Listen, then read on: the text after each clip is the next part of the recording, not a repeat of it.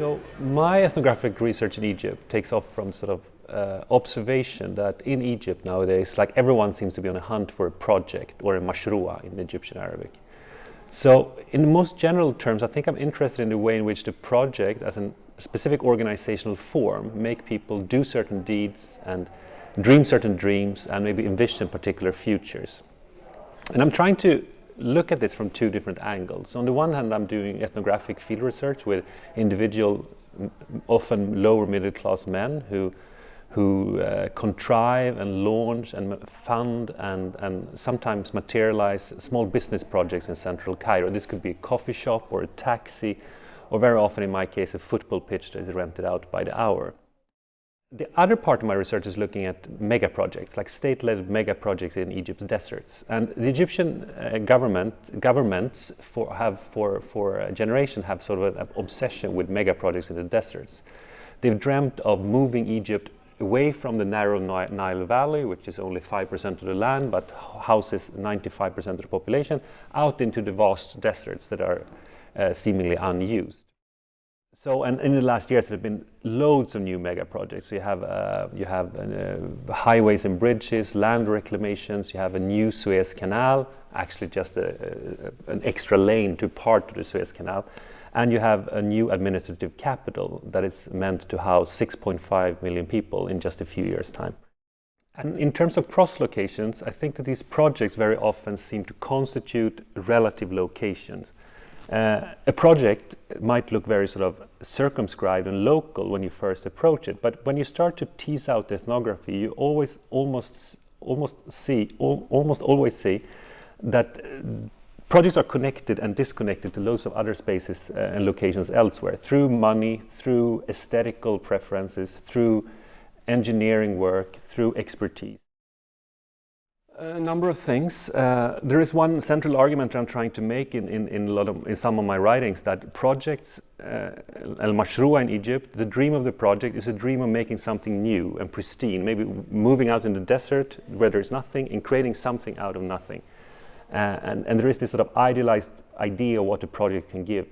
At the same time, I'm arguing, and this is obvious as soon as you start looking at these projects in Cairo, that is never really the case. The real world is much more messy and complex, and very often people have to work and launch their projects on top of other projects or inside other projects. So there is a sort of layering of projects upon projects that is everywhere in Cairo. And I think some of Leva's photos really illustrate this in a very, very powerful way, which is very difficult to maybe convey in text. And another argument that I'm trying to make is that projects under construction are very often very similar to project ruins, like projects that have sort of failed. So you can't really tell which one is which. They are indistinguishable. And that is also something that it's very easy or very powerful to convey in photos, I think.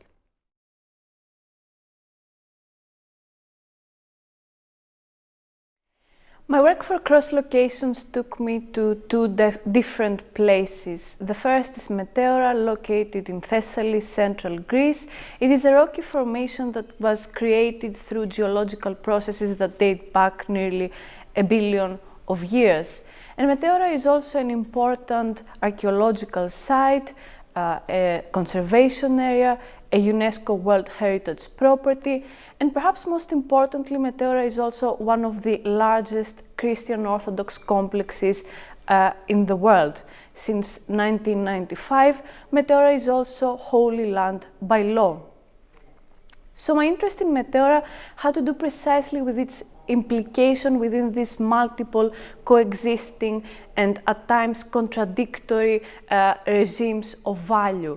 This idea that Meteora is a place where nature, culture, tradition, heritage, religiosity and spirituality all come together and meet.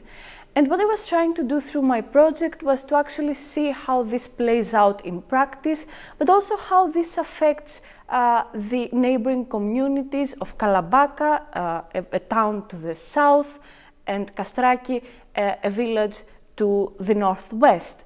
So I was asking, how does this important spiritual, religious, natural place affect people's livelihoods, their life projects, but also their relationship to space and the landscape. So Meteora is both a place of paramount religious significance, but also one of the most popular as well as most photographed touristic destinations in Greece. And here it is very important to keep in mind that tourism is often described as the ultimate export product of the country. So in a sense, there was absolutely nothing peculiar about a woman with her camera taking pictures of the magnificent landscape, and there are actually many occasions where I felt that I would actually lose Lena in the crowd. What I particularly like about these pictures is that they tell the story of Meteora from different angles. They provide different visual renditions of the place. So you get pictures of the pristine rocks at sunset sitting next to pictures of tourists taking pictures of themselves. You get a contrast between the busy highways of Meteora packed with tour guides and buses as opposed to the empty streets of Kalabaka and Kastraki. You get pictures of important religious artifacts, but you also get pictures of tourist agencies and their clientele. And so depending on one's vantage point, Meteora transforms into an important Orthodox monastic complex, into a destination of mass tourism, a locomotive of local development, or simply the backdrop against which ordinary lives unfold. The Trade, Transit and Travel Project, henceforth TTT project, brought on the idea of crossroads, passageways, and Istanbul has been always recognized as one important crossroads since times immemorial. So this is one way in which also touristically the city is recognized.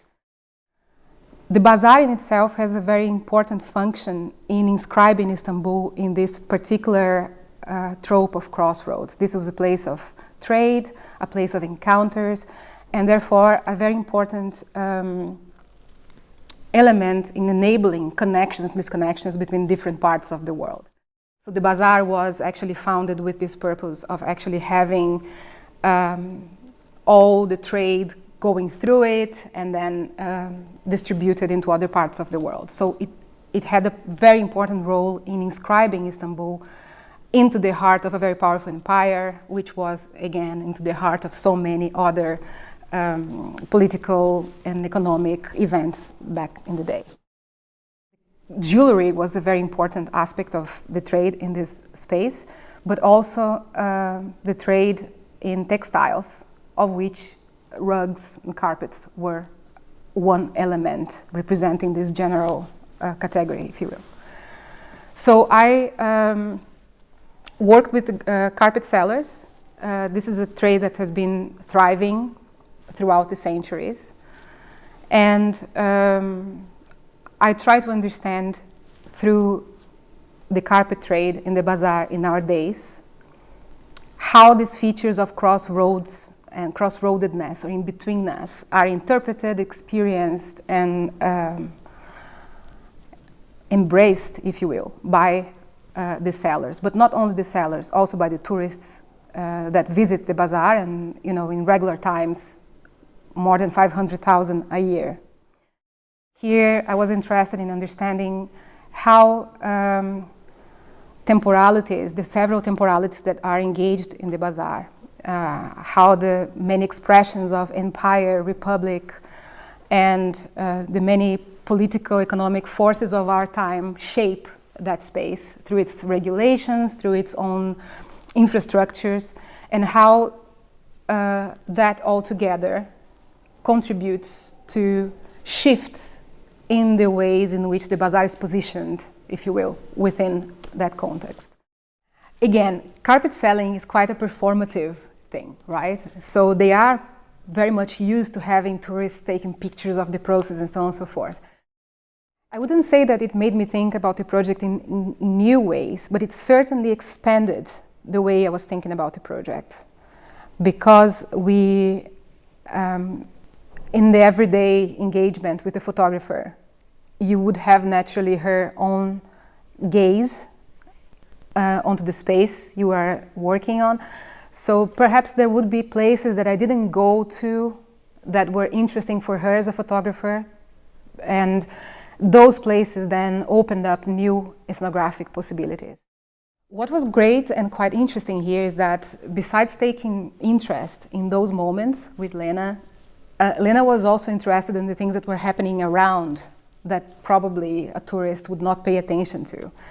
So we ended up with a quite interesting set of registers of that space that are, you can see that there is an engaged eye of a photographer working with an ethnographer in that context.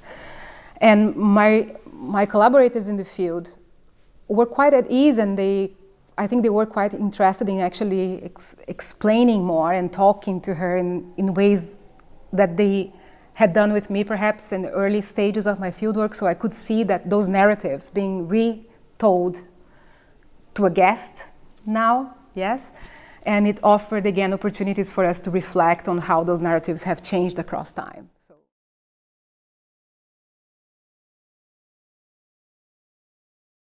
So in my research, I'm looking at the politics of the coastline in Beirut in Lebanon. So Beirut is the Eastern Mediterranean city, which has since its foundation been very tied to the sea in multiple ways. And even more so, obviously, for Lebanon, the country being a Mediterranean country where most of the people live by the seaside, the significance of the coastline has been very central throughout, of course, throughout the history of the region, but also throughout the existence of the modern state of Lebanon.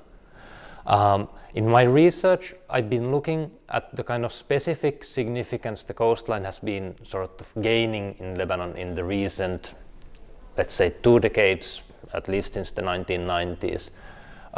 Where it has become sort of a very important stage for playing out of the urban politics of Beirut of today, mostly in sort of a relationship with the kind of neoliberal urbanist politics that's been taking place not only in Beirut but of course widely across the world.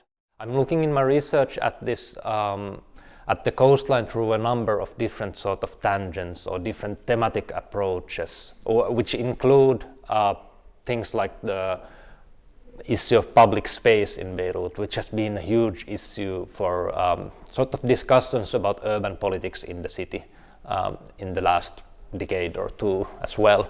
But also I've been very interested in sort of environmental concerns, such as how issues of pollution and waste infrastructure have been playing into the way the coastline has been seen, experienced, felt, and located by people living in Beirut.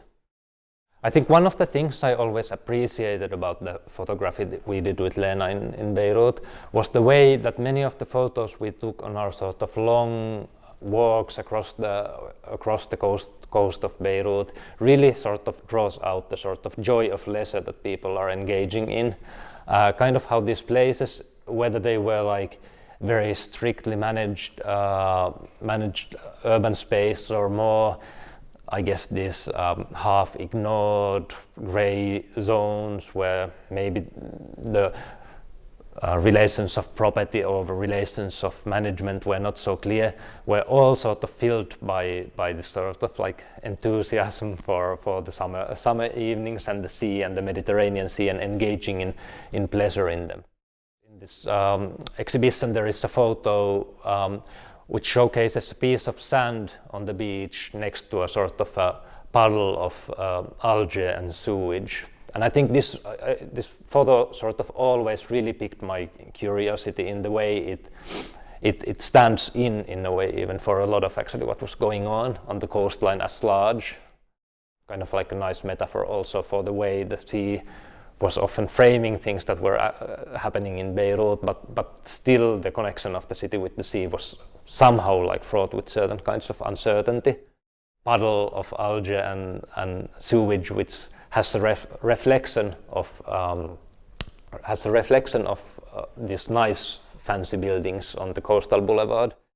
As an anthropologist who is not using visual methodologies in my own work, it was actually like a very interesting collaboration and a huge boon to bring these sort of like different toolkit and different, I guess, also perception on the spaces where I carry out my field work.